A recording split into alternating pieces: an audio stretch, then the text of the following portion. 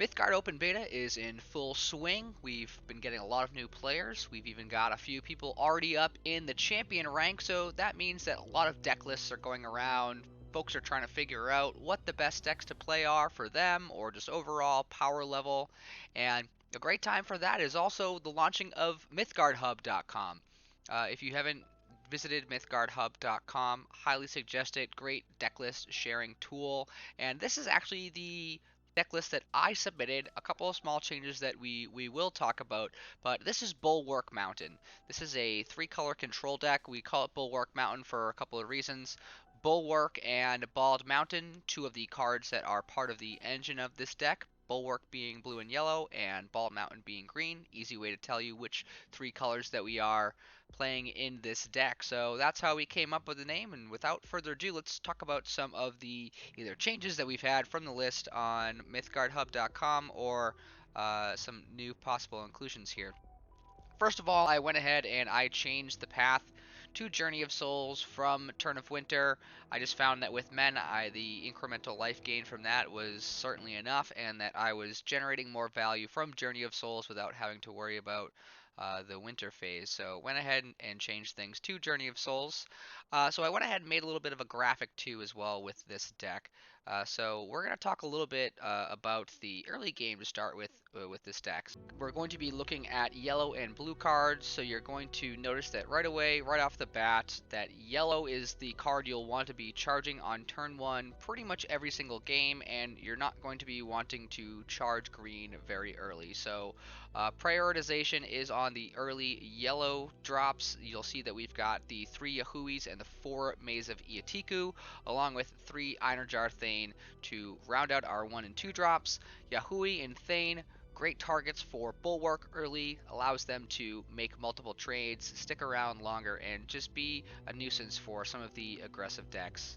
Maze of iyatiku, a defender, can draw you some cards. You'll notice that Clay Effigy I put over into utility instead of early game. Not really a card that you want to be playing on curve on turns 1 or 2, unless you can really help it. I'll talk a little bit more about the role of Clay Effigy later on, but those are the cards that you want to be focusing on early. So again, get those early blue and yellow charges down. In the mid game is really where a lot of the strength of this deck comes from. You're going to notice a lot of double blue and triple yellow cards coming up here. So again, keep that in mind when we are going and making our charges. Bragi is pretty much a mainstay in a lot of blue decks at this point, as long with Magnus Thorsson right here, 2 of the mythics of this deck. And the third one is a new addition, Zolea. She does a great job of not only doing a little bit of work with the removal, but can do something like Bragi as well, where she can just threaten to win the game essentially by herself. So she's been doing a great job. Misanthropia and Thunderclap are a pair of the 2 rare removals that we have. The mass removal, Plague Maidens, excuse me, does an awesome job of cleaning up a lot of creatures as well, and also another excellent target for Bulwark. The interaction there of the 1 armor going on to Plague Maidens is great, since that negates all the damage being done to Plague Maidens. So a wonderful combination there, and one of the reasons to play the deck. And we round things out with the 3 blackened jotun, very, very powerful card in pretty much every matchup that you can stick it. The 6/6 body and overrun, pretty great. One of the reasons why to keep Clay Effigies, we start to talk about some of the utility cards, are the overrun cards like blackened jotun. Does a great job of stopping some of the board stalls that you can get into to be able to close out the game by giving your opponent a 0/1 to overrun through, as opposed to giving yourself the 0/1. So Clay Effigy does a pretty good job there. The 3 enchantments that we run in case we hit the dream of the 4 energy ability from Bragi is Junkyard, Valhalla, Beimeni Falls, and Bald Mountain.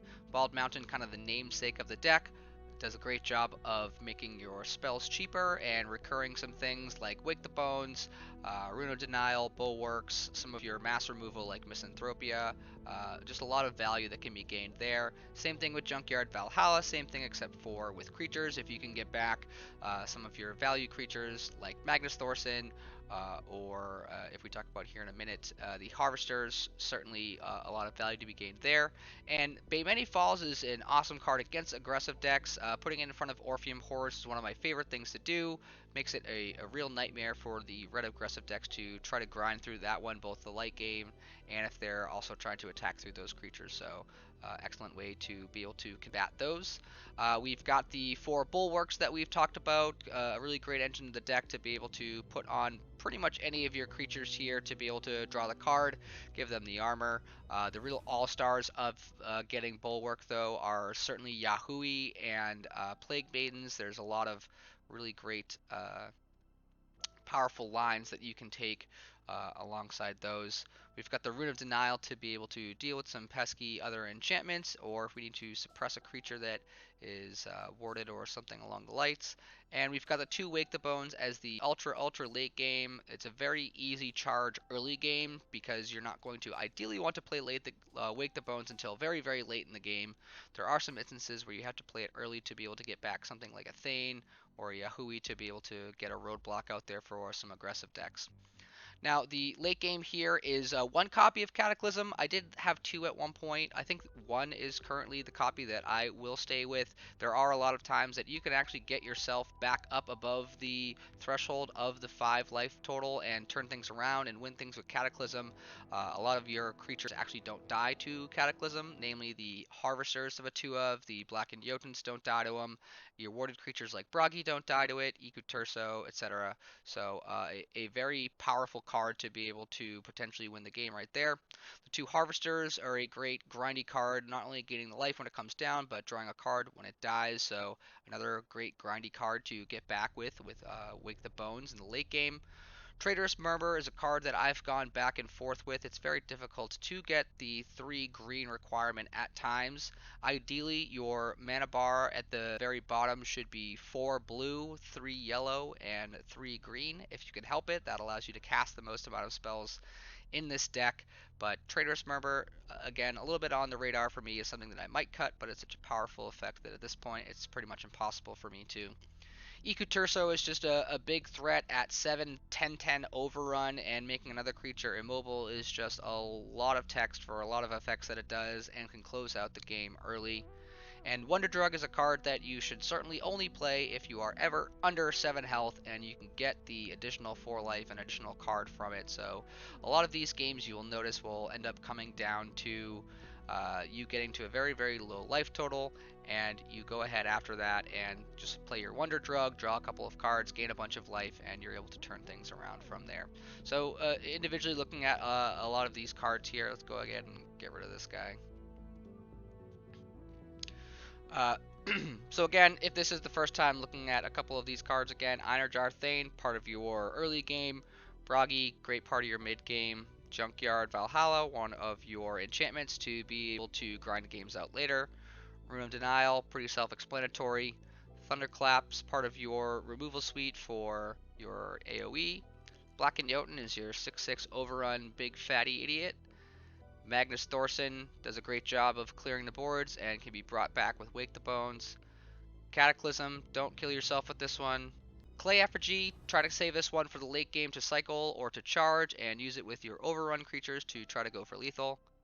Maze of Iyatiku, another awesome charge that if you can draw some cards or protect your creatures with it, always good usage of that one.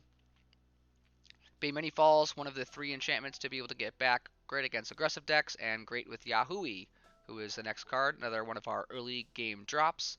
Wonder Drug, save it for the very, very end of the game to gain the 8 life and draw 2 cards. Misanthropia to give all minions Blight 3, a great way to be able to wipe the board. Zolea is an excellent mid-game threat that can potentially win the game by herself while also giving minions Blight. Harvester, gaining life and being a big body is great against aggressive decks and can grind the late game out. Wake the Bones is a great way to grind the late game as well, get back some value creatures, another way to be able to charge a green very, very early since this is a card that you want to play towards the very, very end of the game. Bulwark Mountain, same sort of thing, where it's a very, very late game oriented card, so don't be afraid to charge this one. Traitorous Murmur is another one that you can feel free to charge pretty early since it is a very, very effective triple green cost. iku-turso, the 10-10 overrun. Big fatty win the games. We've got our bulwarks here, giving a minion +2 and armor 1 as long with drawing a card. And the bulwark all-star itself is Plague Maidens, great way to end the game and to wipe the board. Journey of Souls is our path. Turn of Seasons just really hasn't been doing it for me. A lot of creatures do die in this deck, and getting them back isn't the end of the world because we can just use them for charges afterwards if we don't have any more uses for einherjar thanes or yahuis or whatnot towards the mid to late game. And the incremental life gain and healing of our creatures is great for Mend. It allows us to extend into the late game a lot later than other decks do if we weren't playing this power. So that is the deck and all the cards that we are working with in Bulwark Mountain. So if you are a fan of late control decks, this is going to be right up your alley. I've gone ahead and put the deck code down in the description, so you can copy and paste that one and go ahead and click right on the import feature when you do import this deck. Comment below if you do give it a try or if you've got any suggestions. And other than that, I'll see you on the ladder and see you guys next time.